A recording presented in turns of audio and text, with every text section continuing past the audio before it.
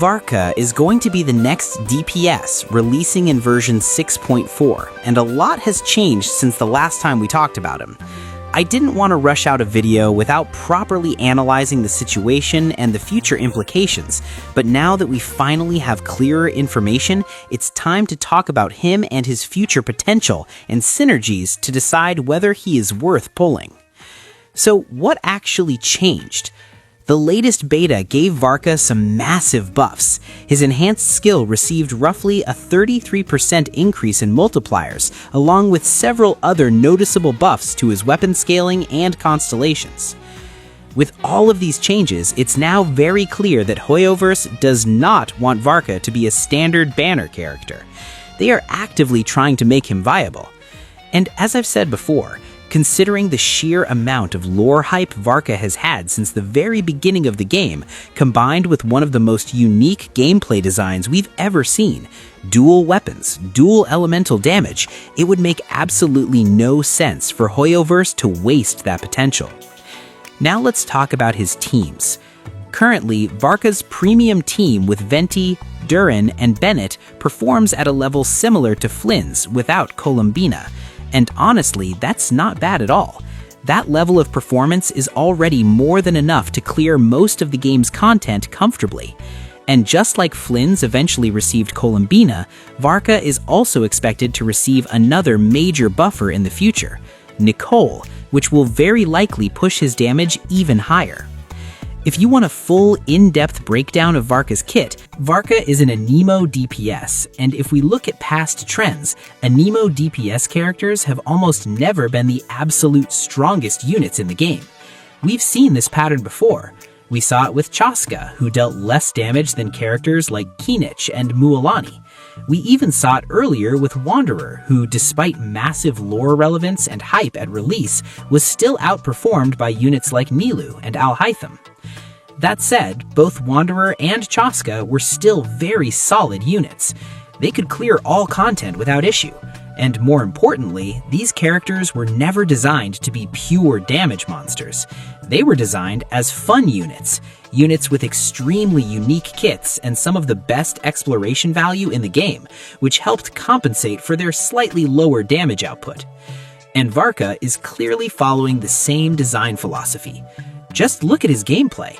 A massive character wielding 2 claymores, performing Superman-like jumps, dealing dual elemental damage. This is not a standard DPS design. Hoyoverse is very clearly positioning Varka as a unit that changes how the game feels to play, not just how fast you clear Abyss. And while endgame content is important, and even I personally focus heavily on endgame, many players care just as much about exploration, unique gameplay, and overall enjoyment. If you're one of those players, Varka is going to be an insane addition to your roster. We'll talk about his pull value properly in a moment, but before that, quick reminder.